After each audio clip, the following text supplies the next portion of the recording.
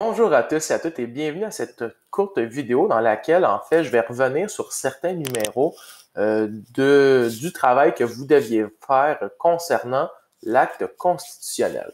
En fait, avant de commencer, juste vous rappeler ce qu'est l'acte constitutionnel rapidement. L'acte constitutionnel, c'est une nouvelle constitution, une troisième constitution à être mise en place dans la Province of Quebec. Elle a été mise en place à partir de 1791. Elle avait un peu deux penchants. En fait, elle avait un penchant territorial où la structure territoriale de la colonie a complètement changé et elle avait un penchant aussi politique. Pourquoi? Parce que toute la structure politique de la colonie a changé. On va revoir ça à l'instant. En fait, commençons par le penchant, par l'aspect territorial. Grâce à l'acte constitutionnel de 1791, deux nouvelles colonies ont été créées. On a vraiment divisé la province of Quebec en deux parties distinctes, en deux colonies distinctes, soit le Bas-Canada et le Haut-Canada, comme on peut le voir au numéro 2 ici. En fait, vous devez comprendre que le Bas-Canada et le Haut-Canada, c'est un peu comme le Québec et l'Ontario actuel. Donc, le Bas-Canada, c'est comme le Québec actuel.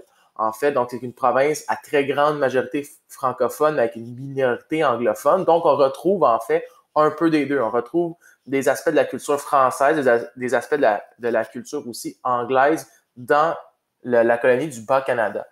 On peut voir que la principale langue parlée au Bas-Canada, c'est le français parce que la majorité de la population est francophone, que la religion est catholique parce que la majorité de la population est francophone également, que les terres sont divisées en seigneuries, mais aussi en cantons parce que c'est une colonie britannique. Donc, on garde les seigneuries, mais on met en place aussi le système des cantons et que les lois civiles et criminelles, les lois civiles sont françaises et les lois criminelles anglaises, comme il avait été prévu dans l'Acte de Québec de 1774. Bref, le Bas-Canada, c'est comme le Québec, donc une province à majorité francophone.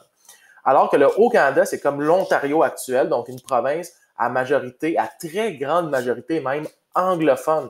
Donc, tout est anglais. Les lois civiles et criminelles sont anglaises. La religion principale, c'est le protestantisme. La langue la plus parlée, c'est l'anglais. Les terres sont divisées en cantons, etc. Donc, le Haut-Canada, c'est un peu comme l'Ontario actuel. Bref, l'acte constitutionnel, premièrement, met en place deux nouvelles colonies, le Bas-Canada francophone et le Haut-Canada anglophone. Deuxièmement, je voulais revoir le numéro 3 avec vous. En fait, dans le numéro 3, on vous demandait de cocher à quelle fonction chaque rôle pouvait être associé. En fait, ce que vous devez comprendre, c'est que l'acte constitutionnel met en place une toute nouvelle structure politique. La démocratie arrive enfin dans la colonie, en fait, comme les loyalistes le demandaient.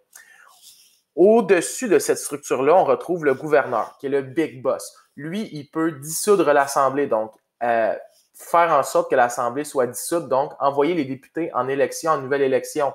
Il possède un droit de veto. C'est lui qui nomme les conseils. Bref, le gouverneur, c'est le big boss dans la nouvelle structure politique. Le conseil exécutif, lui, il exécute les lois. Donc, il applique les lois. Donc, toutes les lois qui sont votées, c'est le conseil exécutif qui va les mettre en place. Par exemple, si on vote une loi sur des taxes, le conseil exécutif va faire en sorte d'appliquer cette loi-là. Et le conseil exécutif aussi, en fait, est nommé par le gouverneur et vote le budget. C'est lui qui s'occupe des finances de la colonie. Il y a dernièrement, en avant-dernier, le conseil législatif. Donc, conseil législatif, conseil pour les lois, parce que législatif, ça veut dire loi. Donc, le conseil législatif vote des lois, en fait, propose des lois.